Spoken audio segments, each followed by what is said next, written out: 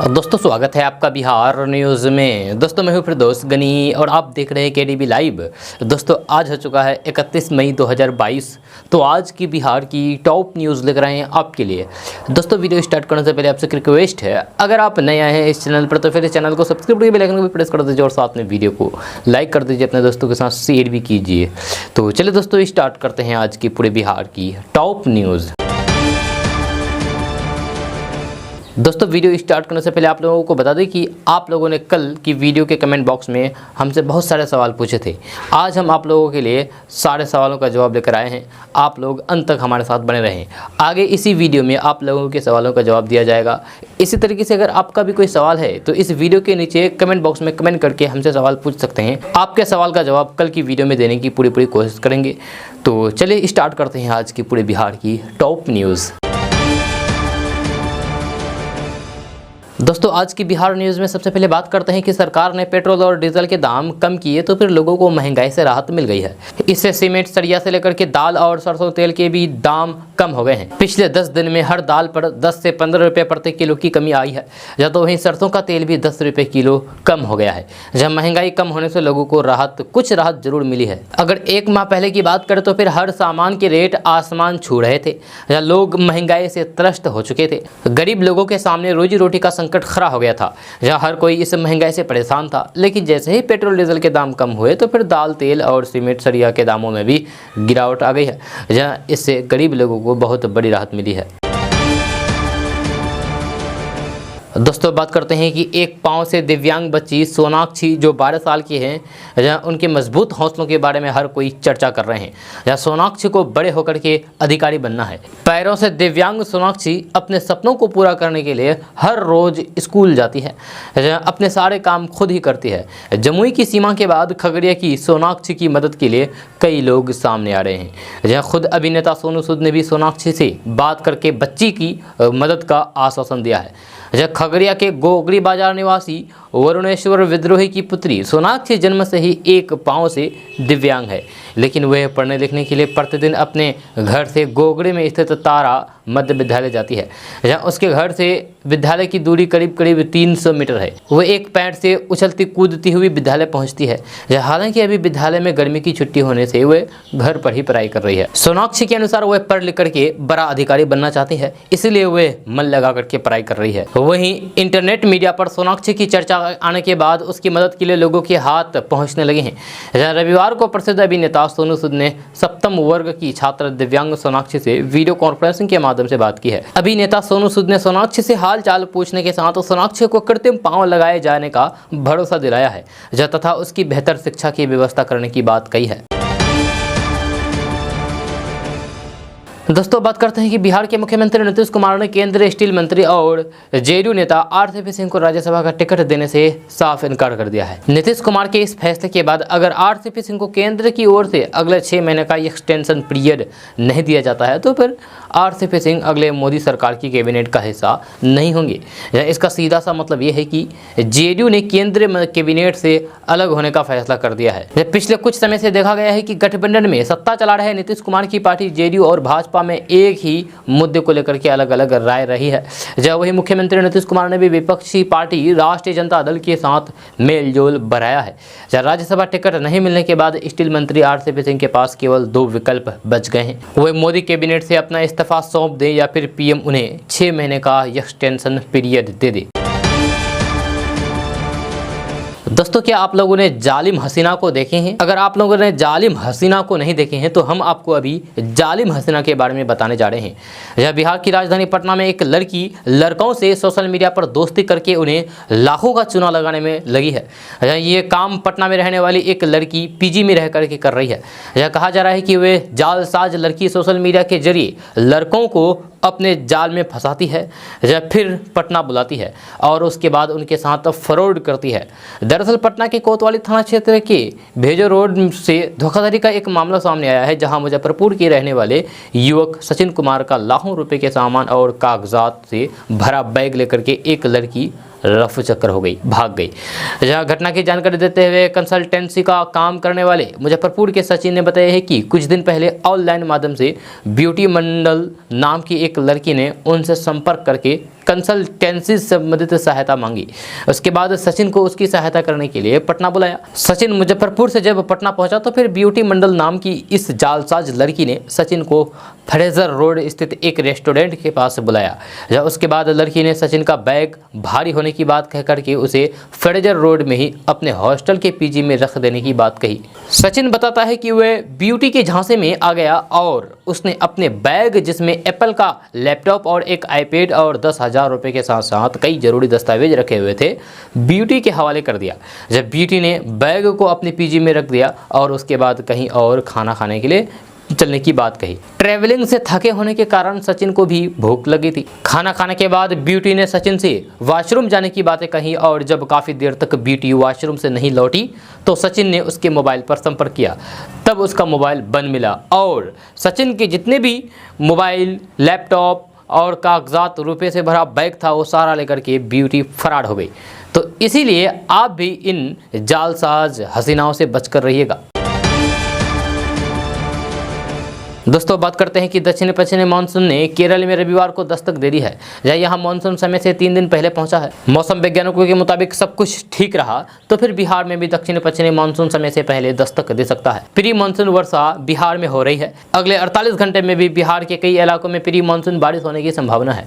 जहाँ मौसम विभाग ने आंधी पानी की आशंका जताई है, जहाँ साथ ही कई स्थानों पर ठंड के गिरने की भी बात कही है, यानी कि बिजली गिरने की भी बात कही है। अगले 48 घंटे कमोबेश आंधी पानी और ठंडका के आसार बने रहेंगे। रविवार को उत्तरी दक्षिणी बिहार में कई जगह सामान्य, मध्यम और भारी बारिश दर्ज की गई है।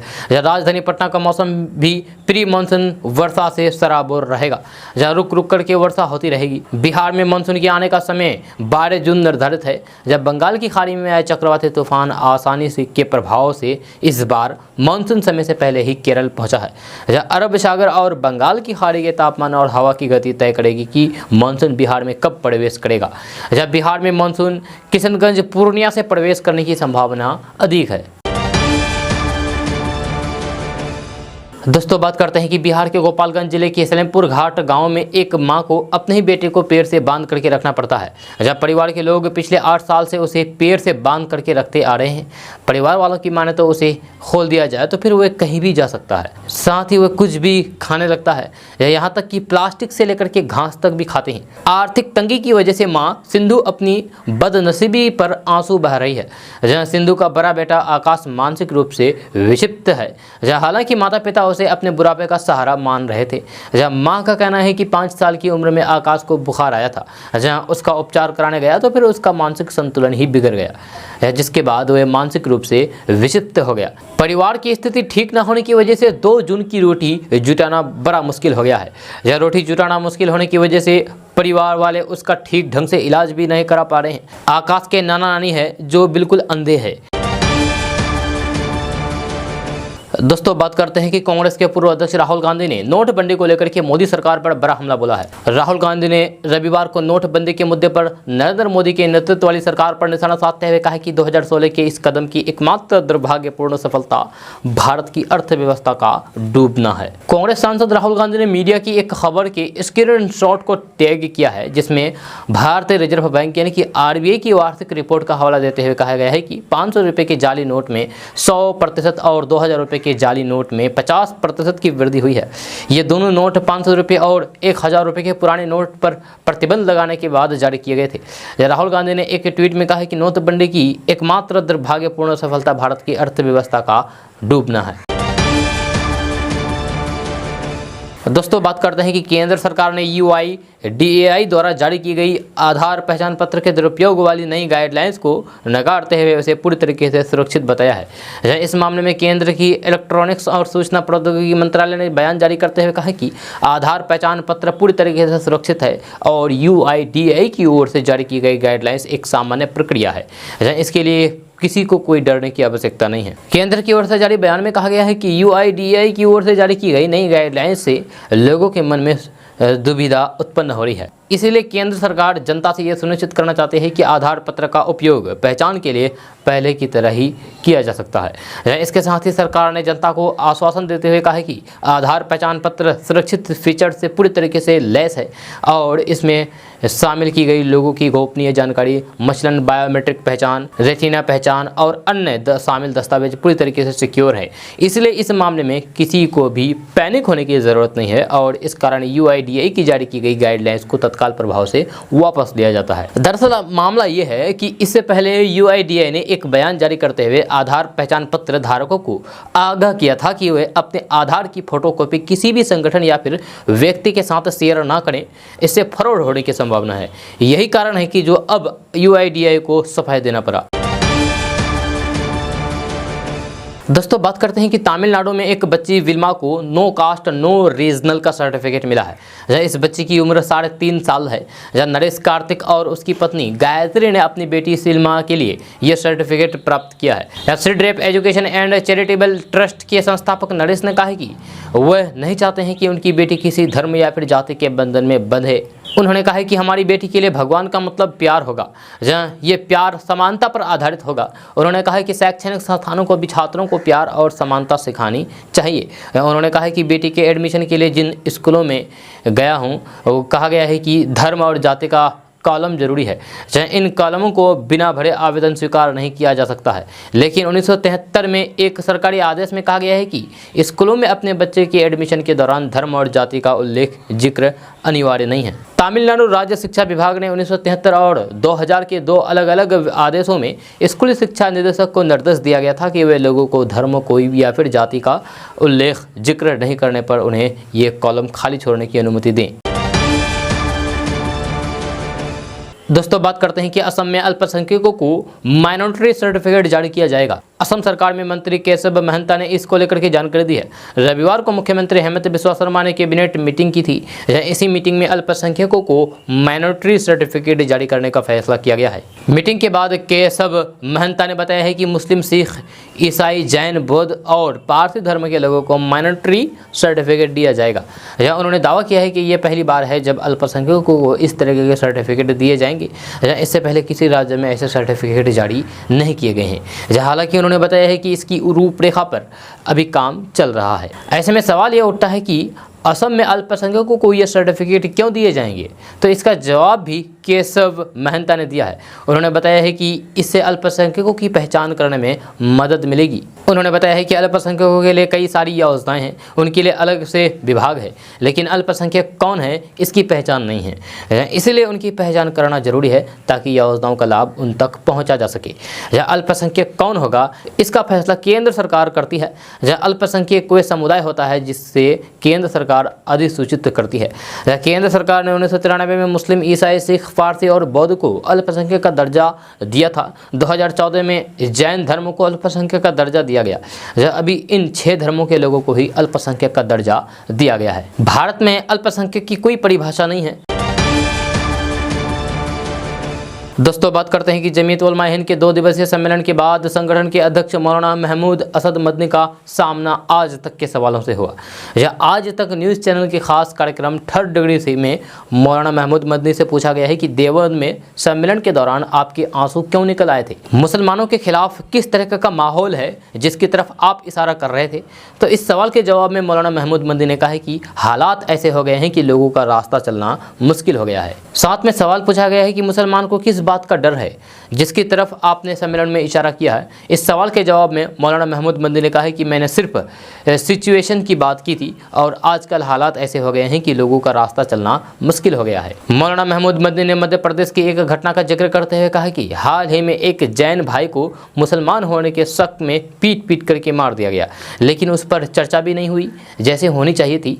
आपको बता दूं कि इस घटना में एक जैन शख्स को मुस्लिम समझ करके मार दिया गया था। जहाँ उस शख्स से पूछा गया है कि बताओ कि तुम मुस्लिम हो या फिर हिंदू, लेकिन मारने वाले शख्स उनकी बात को नहीं समझा और मुसलमान होने के नाम पर उसको मार दिया। आपको बता दूं कि 28-29 मई को देवबंद में चले जमीयत के सम्मेलन के दौरान भाषण देते हुए मौलाना महमूद मदनी के आंसू निकल आए थे। जहां उस भावुक क्षण की वजह बताते हुए मदनी ने बताया है कि हाल के दिनों में हमारे अध्यक्ष और गुरु की मौत हो गई थी और मैं अध्यक्ष बन गया। आजकल के गर्म माहौल में बड़े हमारे साथ नहीं हैं। साथ ही मौलाना महमूद मदनी से सवाल पूछा गया है कि क्या ज्ञानवापी मस्जिद को लेकर के मुसलमानों में खौफ पैदा किया जा रहा है। तो इस सवाल के जवाब में मौलाना महमूद मदनी ने कहा है कि हमने इसे लेकर के कोई डर का माहौल नहीं दिखाया है। जमीयत के सम्मेलन में ज्ञानवापी के बारे में कोई भी बात नहीं की गई है। यह मदनी ने कहा है कि ज्ञानवापी को लेकर के जमीयत के सम्मेलन में सिर्फ एक प्रस्ताव आया है जहां और उसमें यह कहा गया है कि इस मुद्दे को लेकर के मुसलमानों को सड़क पर नहीं आना चाहिए। ज्ञानवापी मस्जिद पर जब असदुद्दीन ओवैसी के रुख का उदाहरण दिया गया तो फिर मौलाना मदनी ने कहा है कि उनकी बात मत कीजिए, वह एक्स्ट्रा है। हमारा स्टैंड बहुत क्लियर है। जमीयत का स्टैंड बताते हुए मदनी ने कहा है कि ज्ञानवापी का मामला सड़क पर नहीं आना चाहिए। ये मामला या तो बातचीत में तय हो गया हो या फिर कोर्ट में।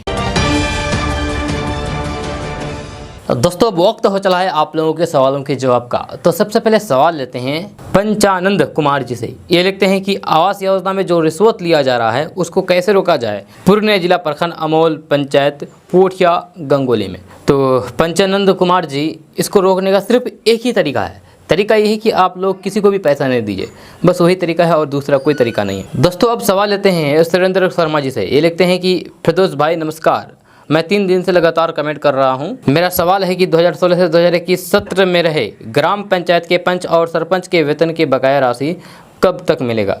तो सुरेंद्र शर्मा जी, आपको बता दें कि हाल ही में हुए पंचायत चुनाव के बाद नीतीश सरकार ने इस बारे में विचार किया था और न्यूज़ में भी आया था, केडीवी लाइव में भी बताया गया था। तब से इस बारे में और कोई भी बात नहीं हो रही है। जब कोई बात होगा, कोई अपडेट आएगा तो आपको बता दिया जाएगा। अब अगला कमेंट लेते हैं मौजम रजा बहादुरगंज से। ये लिखते हैं कि सर हम किशनगंज से बोल रहे हैं, स्कूल कब बंद होगा, गर्मी का कितने दिन का छुट्टी रहेगा तो बताइए। तो मौजम रजा जी, स्कूल कल से बंद होने वाले हैं और 15 दिन की छुट्टी रहेगी। अब अगला कमेंट लेते हैं द नाइम जी से। ये लिखते हैं कि कौन कौन सा आदमी का राशन कार्ड रिजेक्ट होगा, ये जानकारी आप दीजिए फिरदौस भाई। तो नाइम जी, इसके बारे में एक पूरी डिटेल्स के साथ आर्टिकल लिखी गई है वेबसाइट पर, आप जाकर के वहाँ से उसको पढ़ करके जानकारी प्राप्त कर सकते हैं। और वेबसाइट का हम आपको नाम बता दे रहे हैं, www.kdbtv.com।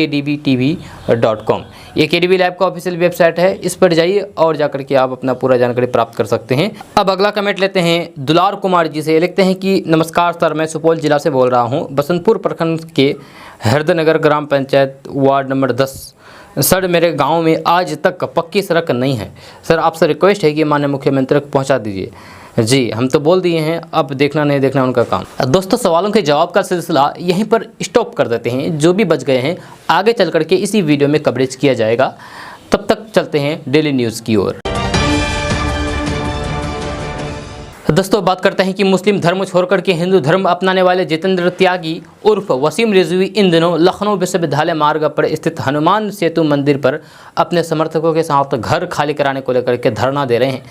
जी हाँ, जितेंद्र त्यागी ने अपने धरने के बारे में बताते हुए कहा कि पुराने लखनऊ के सआदतगंज में स्थित सिया यतीम खाना परिसर के मकान से बेदखल करने के विरोध में उन्होंने ये धरना शुरू किया है। जितेंद्र त्यागी उर्फ वसीम रिजवी का आरोप है कि मुस्लिम धर्म छोड़कर के हिंदू धर्म अपनाने के कारण सिया वक्फ बोर्ड ने उनके घर पर ताला लगा दिया है, जहां उन्होंने मांग की है कि जल्द से जल्द उन्हें उनका घर वापस दे दिया जाए, नहीं तो वे ऐसे ही हनुमान मंदिर परिसर के बाहर धरने देते रहेंगे। जानकारी के मुताबिक जितेंद्र त्यागी उर्फ वसीम रिजवी शनिवार को जब 4 महीने की जेल के बाद लखनऊ के सिया यतीम खाना में स्थित अपने आवास पहुंचे तो फिर उन्होंने देखा है कि उनके घर पर ताला लटका हुआ है। जहाँ उन्होंने बताया कि साल 2016 में सिया वक्फ बोर्ड के साथ यतीम खाना में स्थित आवास के लिए एक एग्रीमेंट हुआ था, जिसमें कहा गया है कि मकान खाली कराने से 3 पहले नोटिस देना होगा। जहाँ ये साफ तौर पर है कि एग्रीमेंट का उल्लंघन है। जहाँ घर पर ताला लगने से आहत जितेंद्र त्यागी उर्फ वसीम रिजवी शनिवार शाम हनुमान मंदिर आ गए और धरना शुरू कर दिया। दोस्तों बात करते हैं कि उत्तर प्रदेश के मुख्यमंत्री योगी आदित्यनाथ ने रविवार को कहा है कि अयोध्या में राम मंदिर निर्माण की शुरुआत के बाद काशी और मथुरा समेत सभी तीर्थ स्थल नई अंगराइयां लेते हुए दिखाई दे रहे हैं और इन स्थितियों में सबको एक बार फिर से आगे बढ़ना होगा। योगी आदित्यनाथ एक समारोह को संबोधित करते हुए कहा कि अयोध्या में राम मंदिर निर्माण की शुरुआत के बाद काशी ने जो अंगराइयां ली है वह हम सबके सामने है। काशी में काशी विश्वनाथ धाम का उद्घाटन होने के बाद प्रतिदिन 1 लाख श्रद्धालु काशी विश्वनाथ धाम के दर्शन के लिए पहुंच रहे हैं। उन्होंने कहा है कि काशी प्रधानमंत्री नरेंद्र मोदी के दृष्टिकोण के अनुरूप अपने नाम को सार्थक कर रहे हैं और मथुरा, वृंदावन, विंध्यावासिनी धाम, नैमिष धाम सभी तीर्थ एक बार फिर से नई अंगराइयां लेते हुए दिखाई दे रहे हैं और इन स्थितियों में हम सबको एक बार फिर से आगे बढ़ना होगा। जब मुख्यमंत्री ने ईद के दौरान धर्मस्थलों से लाउडस्पीकर उतारे जाने और फिर सड़कों पर नमाज ना होने का जिक्र करते हुए कहा है कि अलविदा के दिन सड़कों पर नमाज ना हो, ये पहली बार उत्तर प्रदेश में संभव हो पाया है। उन्होंने कहा है कि ये पहली बार हुआ है कि सड़कों पर नमाज नहीं हुई है। आपने देखा होगा कि जो अनावश्यक शोरगुल था उसे कैसे मुक्ति मिली है। उन्होंने दावा किया है कि नए भारत का नया उत्तर प्रदेश तैयार है जो मजबूती के साथ देश और दुनिया के सामने प्रस्तुत है। दोस्तों, बात करते हैं कि बिहार में बढ़ती आबादी और बेहतर व्यवस्था को ध्यान में रखते हुए बिहार में पुलिस थानों की संख्या में बढ़ोतरी होगी। इसके लिए 200 से अधिक आउटपोस्ट को अपग्रेड करने की तैयारी की जा रही है। फिलहाल बिहार में करीब 1094 पुलिस थाने हैं, जबकि ओपी के अपग्रेड होने के बाद पुलिस थानों की संख्या करीब 1300 तक होने की संभावना है। आपको बता दूं कि बिहार में लगभग 239 ओपी है। पहले चरण में करीब 150 ओपी को पुलिस थानों में अपग्रेड करने की तैयारी की जा रही है।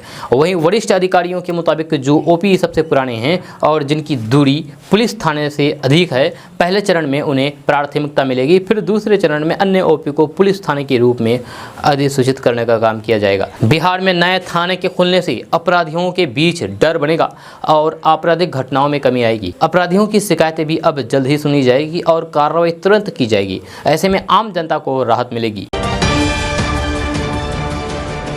दोस्तों, बात करते हैं कि केंद्र में नरेंद्र मोदी सरकार के 8 साल पूरे होने के उपलक्ष्य में एक तरफ जहां बीजेपी सरकार की उपलब्धियां गिनाने का कोई अवसर नहीं छोड़ रही है, तो वहीं दूसरी तरफ विपक्षी दल सरकार पर लगातार हमलावर बने हुए हैं। जब पटना में आरजेडी ने पोस्टर लगा करके नरेंद्र मोदी सरकार पर जमकर के निशाना साधा है। पटना में पोस्टर के माध्यम से आरजेडी ने देश में बेतहाशा महंगाई के लिए नरेंद्र मोदी सरकार को घेरने की कोशिश की है। इसके साथ ही आरजेडी ने सरकारी संस्थानों के निजीकरण को लेकर के भी हमला बोला है। पोस्टर में सबसे ऊपर लिखा गया है कि मोदी के शासन के हुए 8 साल देश की जनता का महंगाई एवं बेरोजगारी से हुआ बुरा हाल। यह आरजेडी ने पोस्टर में प्रधानमंत्री नरेंद्र मोदी की तस्वीर लगा करके लिखा है कि कसम मुझे इस मिट्टी की, मैं देश नहीं बिकने दूंगा। पोस्टर पर लिखा गया है कि बीएसएनएल बिक गया, रेल बिक गया, लाल किला बिक गया, एयरपोर्ट, हवाई जहाज, ओएनजीसी एवं एलआईसी बिक गया। इसके ठीक नीचे 21 कंपनियों के नाम लिखकर कहा गया है कि ये बिकने वाली है। इसके बगल में तेजस्वी यादव की तस्वीर लगाई गई है, जैसे कि आप अपने मोबाइल स्क्रीन पर तस्वीर देख रहे हैं। दोस्तों, बात करते हैं कि कर्नाटक में किसान नेता राकेश टिकैत पर एक शख्स ने स्याही फेंक दी। यह घटना बेंगलुरु प्रेस क्लब की बताई जा रही है। यहाँ राकेश टिकैत पीसी कर रहे थे, यानी कि प्रेस कॉन्फ्रेंस कर रहे थे। उसी वक्त शख्स ने स्याही फेंक दी। इसके बाद राकेश टिकैत के समर्थकों ने स्याही फेंकने वाले शख्स को पकड़ लिया। कार्यक्रम में जमकर के कुर्सियां भी चली, जहाँ स्याही फेंकने वाले शख्स की अभी पहचान नहीं हो सकी है। बताया जा रहा है कि ये स्याही स्थानीय किसान नेता के चंद्रशेखर के समर्थकों ने फेंकी है। दरअसल यहाँ स्थानीय मीडिया में हाल ही में चंद्रशेखर को लेकर के स्टिंग किया गया था। इस वीडियो में चंद्रशेखर ने बस स्ट्राइक के बदले पैसे की मांग की थी। इतना ही नहीं, उसने राकेश टिकैत और अन्य किसान नेता का भी जिक्र किया था। जब बेंगलुरु में मीडिया में बातचीत के दौरान राकेश टिकैत से के चंद्रशेखर के बारे में सवाल किया गया, तो फिर उन्होंने कहा कि उनका चंद्रशेखर से कोई लेना देना नहीं है। राकेश टिकैत ने कहा कि चंद्रशेखर फ्रॉड है। इसके बाद अचानक से चंद्रशेखर के समर्थकों में से एक ने राकेश टिकैत पर स्याही फेंक दी। इससे राकेश टिकैत के कार्यक्रम में मौजूद समर्थक भड़क गए। उन्होंने स्याही फेंकने वाले शख्स को पकड़ लिया। दोस्तों, बात करते हैं कि बिहार के नालंदा जिला इन दिनों अपने कारनामों को लेकर के काफ़ी सुर्खियों में है। फिर चाहे बात शिक्षा के क्षेत्र में हो या फिर स्वास्थ्य के क्षेत्र में हो, सभी में जिला फिसदी साबित हो रहा है। ताज़ा मामला बिहार शरीफ मुख्यालय से महज 8 किलोमीटर दूर डुमराव गांव का है, जो मुख्यमंत्री नीतीश कुमार और ग्रामीण विकास कार्य मंत्री श्रवण कुमार के गृह क्षेत्र का है। इस गाँव में बना प्राथमिक स्वास्थ्य उप केंद्र खुद ही बीमार है। आलम यह है कि भवन खंडहर हो चला है और यहाँ मवेशियों का जमावड़ा लगता है। इस गांव में 5000 लोगों की आबादी के बीच बना प्राथमिक स्वास्थ्य उप केंद्र विभागीय लापरवाही की डंस झेल रहा है। यहाँ करोड़ों रुपए की लागत से बना ये स्वास्थ्य केंद्र आज खुद ही अस्वस्थ महसूस कर रहा है। आज स्वास्थ्य केंद्र को इलाज की जरूरत है और सरकार से बेहतर के लिए गुहार लगा रहे हैं। जहाँ स्थानीय लोगों की माने तो ये करीब 6 साल पहले बना था, जिससे कि गांव के लोगों को स्वास्थ्य सुविधा उपलब्ध कराया जाए, लेकिन स्वास्थ्य विभाग की अनदेखी की वजह से यहां के भवन की जर्जर स्थिति देखकर ये स्वास्थ्य केंद्र आज मवेशी और उसके चारा रखने का जगह बन गया है। जी हां, मवेशी रखे जाने से यहां ग्रामीणों को बहुत मुश्किलों का सामना करना पड़ता है। यहाँ के ग्रामीण बताते हैं कि चुनाव के वक्त नेताओं ने आश्वासन दिया था कि जल्द ही इसे बना दिया जाएगा, लेकिन विभागीय उदासीनता की भेंट चढ़ गया है। ये अस्पताल फिलहाल एक एएनएम के सहारे जर्जर भवन में चल रहा है, जो सिर्फ सर दर्द और बुखार की दवा देती है। यहाँ डॉक्टर आते ही नहीं हैं। दोस्तों, बात करते हैं कि यूपीएससी सिविल सेवा परीक्षा का फाइनल रिजल्ट जारी किया जा चुका है। इस बार लड़कियों ने हैट्रिक लगाई है। जहां तक बिहार की बात करें तो फिर पिछले साल के टॉपर शुभम बिहार के थे।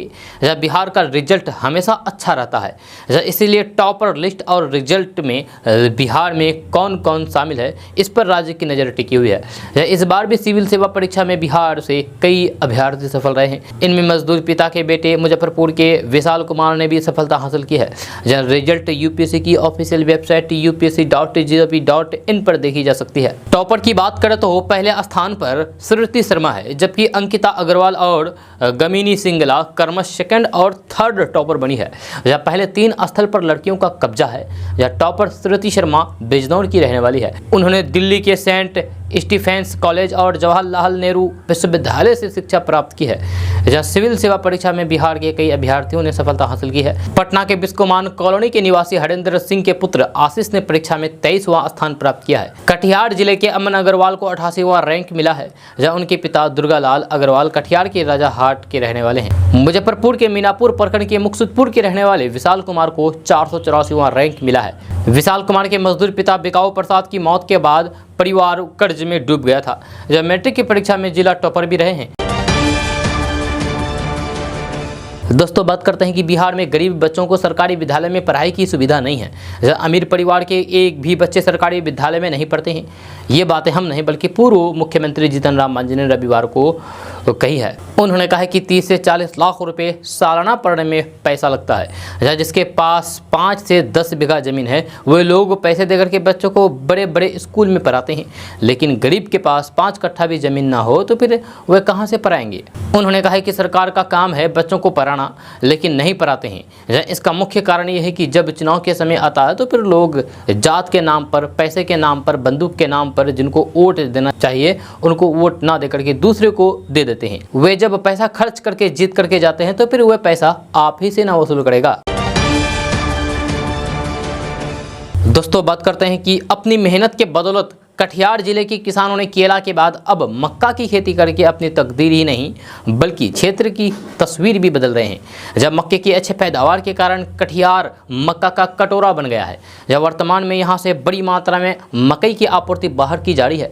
जब फलका प्रखंड सहित बुराड़ी, कुर्सेला, कोरा, प्राणपुर, मनसाही आदि प्रखंडों में मकई की फसल लहलहा रही है। यहाँ की कुल भूमि में आधे से अधिक पर मकई की खेती की जाती है। जब मक्के की फसल साल में 2 बार लगाई जाती है, लेकिन बड़े पैमाने पर इसकी खेती अक्टूबर से अप्रैल माह में होती है। जहाँ अक्टूबर से फसल बुआई शुरू होती है एवं मार्च से कटाई शुरू हो जाती है। जहाँ 1 एकड़ में 35 से 40 क्विंटल तक मकई की उपजाऊ होती है। कोरोना काल में भाव ठीक नहीं मिला, लेकिन इस बार बाजार भाव ठीक रहने से मकई की कीमत गेहूं से ज़्यादा रही है एवं किसानों को खासा मुनाफा भी हुआ है। इस बार भी बड़े पैमाने पर किसानों ने मकई की खेती की। वर्तमान में मक्का 24 से 2500 रुपये प्रति क्विंटल बिक रही है। युवा किसान अमित कुमार, मोहम्मद अफरोज आलम, आज़ाद आलम, गुड्डू कुमार, सोनेवाल दास आदि कहते हैं कि मकई की खेती से 1 एकड़ में 6 माह में 20 से 25 हज़ार रुपये का मुनाफा आसानी से हो जाता है। लेकिन इस बार भाव अच्छा रहने से आमदनी दोगुनी हुई है। अगर क्षेत्र में मक्का आधारित उद्योग लग जाए तो फिर किसानों की आमदनी और इजाफा होगा। दोस्तों, बात करते हैं कि एक पैर पर विद्यालय जाने वाली सीमा की कहानी लोगों के सामने आने के बाद जमुई जिले में ऐसे ही एक और कहानी सामने आई है, जहां 10 साल के लड़की ने एक पैर गंवाने के बावजूद भी पढ़ाई को लेकर के अपनी ललक दिखाई है। इतना ही नहीं, मदद की उम्मीद में उसने अपने पड़ोसी के जरिए एक वीडियो वायरल करवाया है, जिसमें उसने कहा है कि उसे मदद की आवश्यकता है, ज़रूरत है। ऐसे में अब बड़ा सवाल उठता है कि क्या जब तक किसी ज़रूरतमंद का वीडियो सोशल मीडिया पर वायरल नहीं हो जाता तब तक उसे सरकार के द्वारा कोई मदद नहीं मिल पाएगा क्या? कोई मदद नहीं मिल सकता। दरअसल ये कहानी है बिहार के जमुई जिला के खैरा प्रखंड क्षेत्र की खराइच पंचायत के डुमरिया टांड के रहने वाले नवीन मांझी के 10 वर्षीय पुत्र अमित कुमार की है। यह जो शीतलपुर मध्य विद्यालय में तीसरी कक्षा का छात्र है। जस्ट 2 साल पहले एक ऑटो दुर्घटना में डॉक्टरों ने उसका पैर काटने की सलाह दी, जिसके बाद से ही वह एक पैर पर ही रह रहा है। यह सीमा की तरह अमित भी पढ़ना लिखना चाहता है, लेकिन शारीरिक अक्षमता के कारण उसके सामने एक बड़ी रुकावट आ गई है। यह हौसले तो बुलंद है, मगर एक पैर नहीं होना उसके इरादे को अब हर कमज़ोर करता है। दोस्तों, बात करते हैं कि बिहार की राजनीति कब किस करवट लेगी, ये कहना मुश्किल है। जहाँ हर दिन नए नए घटनाएं हो रही है।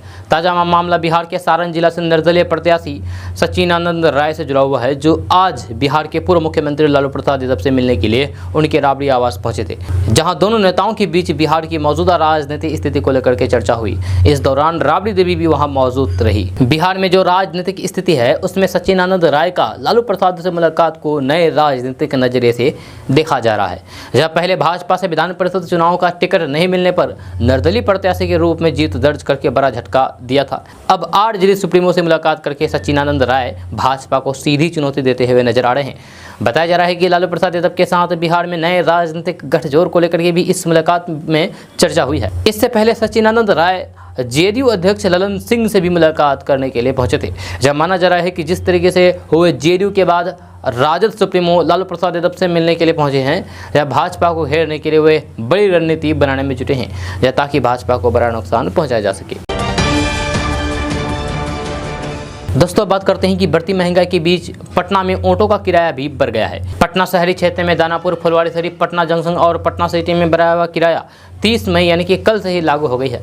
जहाँ अधिकतम 2 किलोमीटर की दूरी का लोकल किराया 7 रुपये से बढ़ा करके अब 10 रुपये कर दिया गया है। जहाँ ऑटो यूनियनों की हुई बैठक में किराया बढ़ाने का फैसला किया गया है। अन्य तरक्की की वृद्धि को ऑटो यूनियनों ने पेट्रोल और डीजल के दाम में बीते दिनों आई गिरावट को देखते हुए तत्काल रोक दिया है। ऑटो यूनियन नेताओं ने कहा है कि आम आदमी की जेब पर पड़ने वाले भार को देखते हुए आरटीए बोर्ड महंगाई का सटीक मूल्यांकन करके ऑटो रिक्शा किराया का निर्धारित करेगा, जिसके लिए वे पहले से ही परिवहन विभाग को प्रस्ताव दे चुके हैं। दोस्तों, अब वक्त हो चला है आपके सवालों के जवाब का। तो सबसे पहले सवाल लेते हैं राघव प्रसाद जी से। ये लिखते हैं कि वार्ड सदस्य को काम मिलेगा कि नहीं। तो राघव प्रसाद जी, बिहार सरकार की तरफ से वार्ड सदस्य के लिए कोई योजना लागू करेगी तभी तो फिर मिलेगा ना, उससे पहले कैसे मिल जाएगा। अब अगला कमेंट लेते हैं शंकर कुमार जी से। ये लिखते हैं कि भाई आप कब लाइव आते हैं। तो शंकर कुमार जी, हम लाइव तो नहीं आए हैं कभी, देखते हैं जब होगा बता दिया जाएगा, इन्फॉर्म कर दिया जाएगा जब आएंगे तो। अब अगला कमेंट लेते हैं मोहम्मद साकिर जी से। लिखते हैं कि मेरा नाम साकिर है, जिसके पास मोटरसाइकिल है उसको राशन मिलेगा कि नहीं। तो साकिर जी, नहीं मिलेगा। जैसा सरकार द्वारा जो नया नियम बनाया गया है उसमें साफ साफ कहा गया है कि मोटरसाइकिल 10,000 रुपये से ऊपर मंथली कमाई, इन सबको पक्का मकान और 10,000 रुपये से अधिक मंथली कमाई जिसकी भी होगी उसको राशन का लाभ नहीं दिया जाएगा। अब अगला कमेंट लेते हैं अमरेश कुमार जी से। लिखते हैं कि सर, मिथिला यूनिवर्सिटी का लिस्ट कब तक आएगा। मुजफ्फरपुर अमरेश। तो अमरेश जी, इसके लिए भी कोई नोटिफिकेशन जारी नहीं किया गया है। अब अगला कमेंट लेते हैं एमडी निजाम जी से। ये लिखते हैं कि फिरदौस भाई जो गरीब हैं उसका भी राशन कार्ड बंद हो गया है, उसके लिए क्या करना चाहिए। नीतीश कुमार पगला हो गया है क्या। गरीब को परेशान करता है, अमीर लोगों को परेशान नहीं करता है। तो निजाम जी, जो गरीब हैं उसका राशन कार्ड बंद नहीं होगा। अगर बंद भी हो गया तो फिर आप इसके खिलाफ शिकायत कर सकते हैं, आवेदन दे सकते हैं रीस्टार्ट करने के लिए। अब अगला कमेंट लेते हैं फारूक आलम जी से। ये लिखते हैं कि फिरदौस गनी जी, मेरे नाम से 5 डिसमिल ज़मीन है, फिर भी मुझे पीएम किसान की योजना का लाभ नहीं मिल पा रहा है। तो फारूक जी, आप अप्लाई कीजिए तभी तो मिलेगा ना, अप्लाई नहीं कीजिए तो कैसे मिलेगा। अप्लाई कीजिए, उसके बाद देखिए क्या होता है। अब अगला कमेंट लेते हैं मोहम्मद आरिफ जी से। ये लिखते हैं कि राशन कार्ड किन लोगों का बंद होगा। तो आरिफ जी, इसके लिए केडीबी लैब की ऑफिशियल वेबसाइट पर जाइए, वहाँ जाकर के आप इसके बारे में पूरी डिटेल्स के साथ पढ़ सकते हैं कि किन किन का बंद होगा, किन का बंद नहीं होगा, और अब तक किन किन जिलों में कितना राशन कार्ड बंद हो चुके हैं। इसके लिए आपको केडीबी लैब की ऑफिशियल वेबसाइट पर जाना होगा, और ये वेबसाइट का आपको हम एड्रेस बता दे रहे हैं। एड्रेस है www.kdbtv.com। जहाँ इस वेबसाइट पर जाकर के आप आराम से देख सकते हैं कि किन किन का राशन कार्ड बन होगा, किन का नहीं होगा, कौन इस कैटेगरी में आते हैं, नए नियम की कैटेगरी में कौन नहीं आते हैं, सारा चीज़ आप देख सकते हैं, आपको जानकारी हो जाएगी। दोस्तों, सवालों के जवाब का सिलसिला यहीं पर रोक देते हैं। जो भी बच गए हैं आगे इसी वीडियो में कवरेज किया जाएगा। अगर आपका भी कोई सवाल है तो नीचे कमेंट बॉक्स में कमेंट करके हमसे पूछ सकते हैं। आपके सवाल का जवाब देने की पूरी कोशिश करेंगे। और हाँ, सवाल आप बढ़िया से कीजिए, बढ़िया सवाल करेंगे तो आपका जवाब जरूर दिया जाएगा। तो चलिए बढ़ते हैं डेली न्यूज़ की ओर। दोस्तों, बात करते हैं कि डिमांड के बावजूद देश के महानगरों में मुजफ्फरपुर की शाही लीची नहीं पहुंच पा रही है। जहां दरभंगा एयरपोर्ट से लीची बेंगलुरु, हैदराबाद, पुणे, मुंबई और दिल्ली तक नहीं पहुंच पा रही है। जहां ऐसे किसानों की कमाई मारी जा रही है। सुरक्षा कारणों से दरभंगा एयरपोर्ट प्रबंधन दूसरी शिफ्ट में लीची ढुलाई से हाथ खड़े कर रहे हैं। अब संघ के माध्यम से किसान नागरिक उड्डयन मंत्रालय और स्थानीय सांसद से हस्तक्षेप की मांग कर रहे हैं। जहां दरभंगा एयरपोर्ट से रोजाना 6 शहरों के लिए 12 फ्लाइट से लीची भेजने की योजना है। जहाँ रोजाना 12 टन लीची दरभंगा एयरपोर्ट से भेजनी है, लेकिन अब महज मुश्किल से 1 से 2 टन लीची फ्लाइट से भेजी जा रही है। 20 मई को दरभंगा एयरपोर्ट से लीची भेजने की शुरुआत हुई है।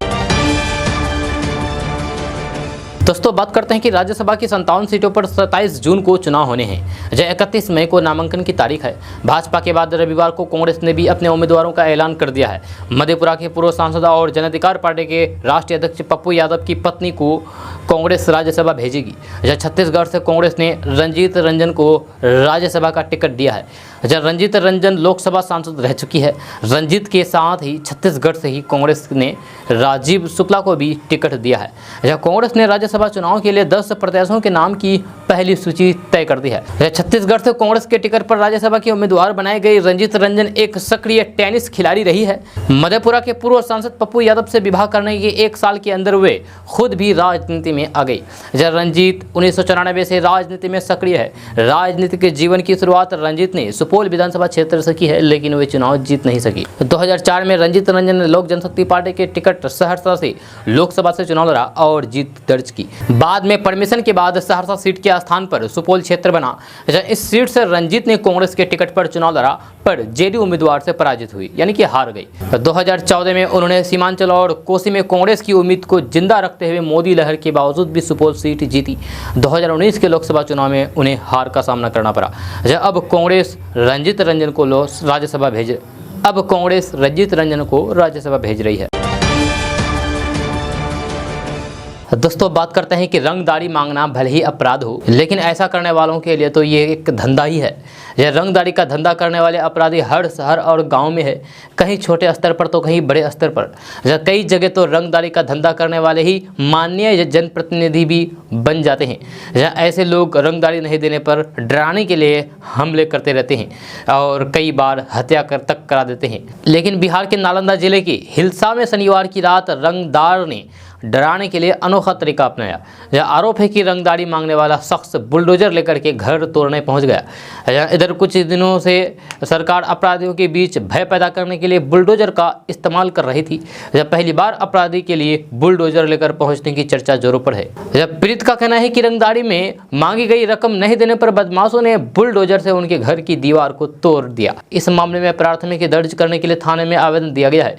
जब बताया जाता है कि हिलसा थाना क्षेत्र के द्वारिका नगर मोहल्ले में दिलीप कुमार सिन्हा से रंगदारी मांगी गई थी। रंगदारी नहीं देने पर 28 मई की रात करीब 8:30 बजे गांव के ही विपिन कुमार के घर पर आधा दर्जन लोग आए और गाली गलौज करना शुरू कर दिया। मना करने पर उन लोगों ने बुलडोजर लेकर आए और 4 दीवारी को तोड़ दिया। जी हाँ, इतना ही नहीं, मना करने पर पुत्र की हत्या करने के मकसद से उसकी तरफ ही बुलडोजर दौड़ा दिया गया, जिससे कुचल करके वे बुरी तरीके से जख्मी हो गया है।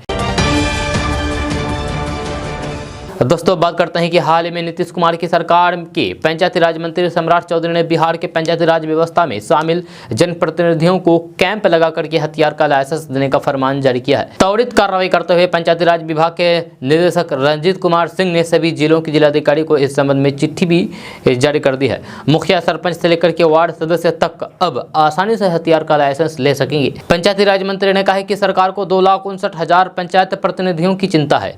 दरअसल पंचायत चुनाव के दौरान और चुनाव के बाद कुछ पंचायत प्रतिनिधियों पर जानलेवा हमले हुए, जिसमें कुछ की जान चली गई। जब बिहार में कानून का राज स्थापित करने में असफल रही सरकार अपनी जिम्मेदारियों से भागती नजर आती है।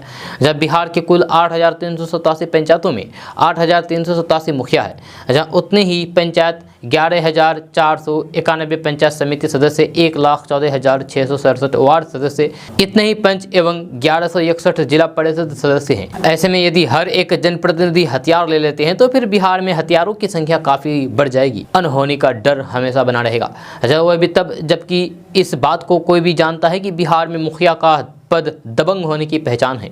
जहाँ कई आपराधिक छवि के लोग या फिर उनके परिवार वाले मुखिया पद की शोभा बढ़ा रहे हैं। जहाँ ऐसे ही पंचायत चुनाव में ग्रामीण दबंगों का विरोध करने की हिम्मत नहीं करते हैं, और जब हाथ में लाइसेंस से हथियार होगी तो फिर आपराधिक छवि वाले जनप्रतिनिधियों का मनोबल 7वें आसमान पर होगा। जहाँ हमेशा से देखा जाता है कि लोकसभा और विधानसभा चुनाव की तुलना में पंचायत चुनाव में सामाजिक वातावरण अधिक जहरीली हो जाता है। पंचायत चुनाव में एक एक मत मायने रखता है और माहौल तनावपूर्ण बना रहता है।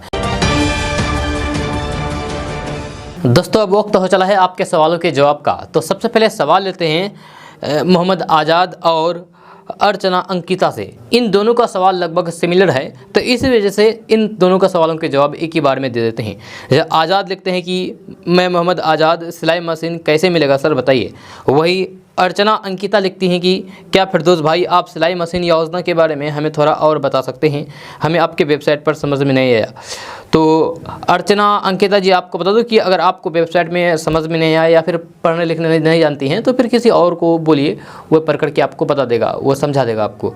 वहीं आज़ाद जी, आपको बता दूं कि अगर आपको सिलाई मशीन योजना के बारे में जानकारी लेना है तो फिर आप केडीबी लैब की ऑफिशियल वेबसाइट पर जाइए, वहाँ से आप पूरी जानकारी प्राप्त कर सकते हैं। वेबसाइट का एड्रेस है www.kdbtv.com, यानी कि www.kdbtv.com।